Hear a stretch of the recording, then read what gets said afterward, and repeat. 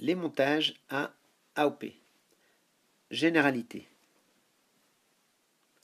Donc voici les différentes notations utilisées. Donc l'AOP présente deux entrées, l'entrée non inverseuse, l'entrée non inverseuse plus, l'entrée inverseuse moins. L'entrée non inverseuse plus présente une tension V+, l'entrée inverseuse moins présente une tension V-. Epsilon, encore appelé parfois UD, c'est la tension différentielle d'entrée donc de l'AOP. AOP, amplificateur opérationnel. Nous trouvons également la notation AI, amplificateur intégré. La grandeur de sortie, VS. Voilà. Epsilon, par la loi des mailles ou par la loi d'additivité des tensions, nous trouvons que epsilon est égal à V+, moins V-. I+, est le courant d'entrée dans l'entrée non inverseuse. I- est le courant dans l'entrée inverseuse. Une remarque, en général, les notations de la tension, des tensions d'alimentation ne sont pas représentées sur les schémas de façon à ne pas trop alourdir ces schémas. Dans l'ensemble des vidéos, nous appellerons la tension d'alimentation plus VCC et moins VCC.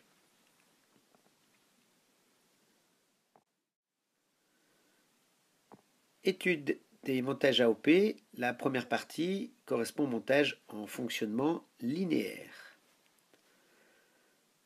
Donc, pour les fonctionnements linéaires, dans un premier temps, l'AOP considéré comme les AOP seront considérés comme parfaits, c'est-à-dire I+ égale à I- égale à 0.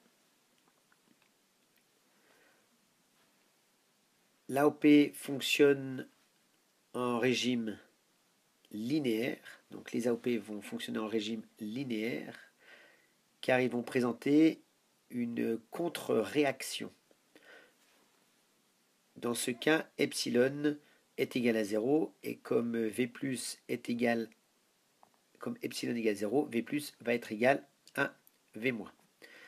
Donc, qu'est-ce qu'une contre-réaction? Une contre-réaction va être un lien qui peut se faire par une résistance, un condensateur ou une bobine, ou encore association bobine, condensateur, résistance, donc de deux éléments, de trois éléments, entre l'entrée inverseuse, c'est-à-dire l'entrée moins, et la sortie. Mais ça peut se faire également par un fil, c'est ce que nous vous montrons ici dans cette première vidéo avec le montage suiveur. Donc voici le schéma, l'entrée inverseuse, non inverseuse. Sur l'entrée non inverseuse, nous avons une tension d'entrée VE. Sur l'entrée inverseuse, nous avons un retour sur la sortie que l'on appelle une contre-réaction. Donc cette contre-réaction, c'est dû au fil que vous pouvez observer ici. Donc ce fil qui est ici, que j'entoure, voilà, et réalise la contre-réaction. Donc la tension V+ est donc égale à VE, la tension V- est égale à VS, comme V- égale V+, puisque nous sommes en fonctionnement linéaire, eh bien nous avons VS qui est égal à VE.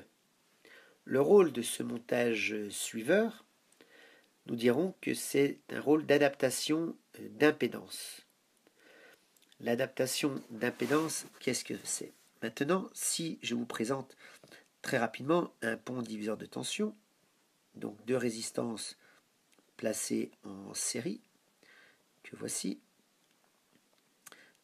et supposons que je veuille reprendre la tension ici. Par exemple, prendre cette tension au bord d'une résistance. Si je place une résistance directement aux bornes, je vais donc créer un nœud, et le fait de créer un nœud, je vais perturber le pont diviseur de tension. L'idée est donc d'insérer dans le montage suiveur, tout simplement ici, d'insérer le montage suiveur, donc ici l'entrée inverseuse, et dans ce cas-là, la tension qui est présente, ici la tension que je vais appeler U, nous retrouvons U en sortie ici, et nous pouvons ensuite placer la résistance qui ne va pas perturber le pont diviseur de tension. Voilà une application très rapide du montage suiveur.